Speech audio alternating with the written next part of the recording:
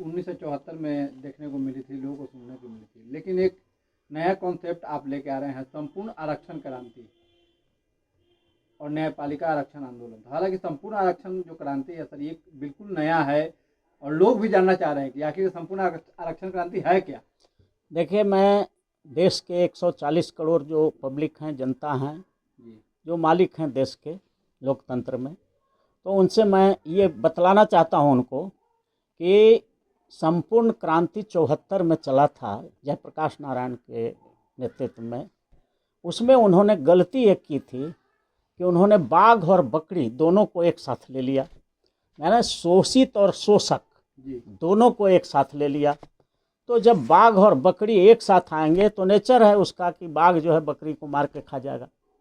तो ऐसा हो ही नहीं सकता था। जयप्रकाश नारायण ने यही भूल कर दी, जिसके वजह से संपूर्ण आरक्षण क्रांति के नेतृत्व में जनता पार्टी बनी और सत्ता में भी आया, लेकिन तुरंत जो है बाघ बकरी को खाना शुरू किया। मैंने शोषक लोग शोषितों को तंग करना शुरू किया और तुरंत टूट गया जनता पार्टी और फिर बिखर गया। तो उस भूल को सुधारते हुए हम लोगों ने संपूर्ण आरक्षण क्रांति का आह्वान किया है, जिसमें हम शोषकों को नहीं ले रहे हैं, हम सिर्फ शोषित समाज को ले रहे हैं। जो भारतीय संविधान की भाषा में अगर कहें तो शेड्यूल कास्ट, शेड्यूल ट्राइब, अति पिछड़ा, ओबीसी और माइनॉरिटी, ये जो 5 वर्ग है यही पचबंधन है, पचबंधन समाज है। तो इन 5 वर्गों को हजारों वर्षों से एक छठा क्लास है जो सामान्य वर्ग के लोग हैं या उच्च जाति वर्ग के लोग कहते हैं, या जिसको मनुस्मृति वाले का लोग कहते हैं, मनुवादी भी कहते हैं। तो इन 5 का शोषण यही जो छठा वर्ग है मनुस्मृति मनुवादी लोग करते रहा है हजारों वर्ष से। तो इन 5 का आज के दिन में सत्ता का जो चारों पावर हाउस है, न्यायपालिका, कार्यपालिका, नेशनल मीडिया, प्राइवेट सेक्टर और विधायिका, कहीं भी 90% हिस्सेदारी इसका नहीं है। न्यायपालिका में तो 3% से भी कम है, जबकि इन 5 वर्गों का SC, ST, MBC, OBC minority का जनसंख्या 90% है, हिस्सेदारी है 3%, सुप्रीम कोर्ट, हाई कोर्ट और जिला न्यायालय में। तो ऐसी परिस्थिति में ये संपूर्ण आरक्षण क्रांति है। इसमें शोषितों और शोषकों दोनों को हमने साथ नहीं लिया है, इसमें हमने शोषितों का साथ लिया है, यानी जिसकी 90% यहाँ पर जनसंख्या है। इसके लिए आवाज़ बुद्ध ने उठाया था। गौतम बुद्ध ने कहा था कि बहुजन हिताय बहुजन सुखाय की बात करो, यानी कि बहुत संख्या में जो शोषित है, गरीब है, लाचार है, उसके हित की बात करो। तो उसी को फिर बाबा साहब भीमराव अम्बेडकर ने भारत के संविधान में SC, ST, most backward, OBC और माइनॉरिटी बना के उसके कल्याण के लिए आरक्षण दे दिया और विशेष अवसर का व्यवस्था कर दिया भारत के संविधान में। उसी को कांशीराम साहब ने उतारा ज़मीन पर बहुजन समाज बना करके। उसी को जगदेव बाबू ने कहा था कि 100 में 90 शोषित है, 90 भाग हमारा है। लेकिन कांशीराम के मरने के बाद, जगदेव बाबू के मरने के बाद, हत्या के बाद ये मिशन बंद है।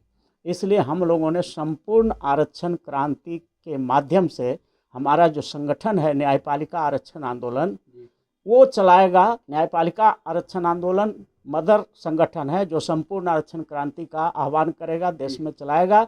और हमारा मकसद यही है कि जब तक सत्ता के चारों पावर हाउस में, यानी कि न्यायपालिका में, कार्यपालिका में, विधायिका में और नेशनल मीडिया में, प्राइवेट सेक्टर में हमारे 90% लोग नहीं आएंगे शोषित समाज का, तब तक हमको न तो सामाजिक न्याय मिलेगा, न आर्थिक न्याय मिलेगा, न राजनीतिक न्याय मिलेगा, न फौजदारी न्याय मिलेगा, न धन, धरती, राजपाट, कहीं भी न्याय नहीं मिलेगा। और हम मानसिक रूप से गुलाम बने रहेंगे, आर्थिक रूप से गुलाम बने रहेंगे, सामाजिक रूप से गुलाम बने रहेंगे, जैसे 78 बरस आज़ादी के बाद हैं।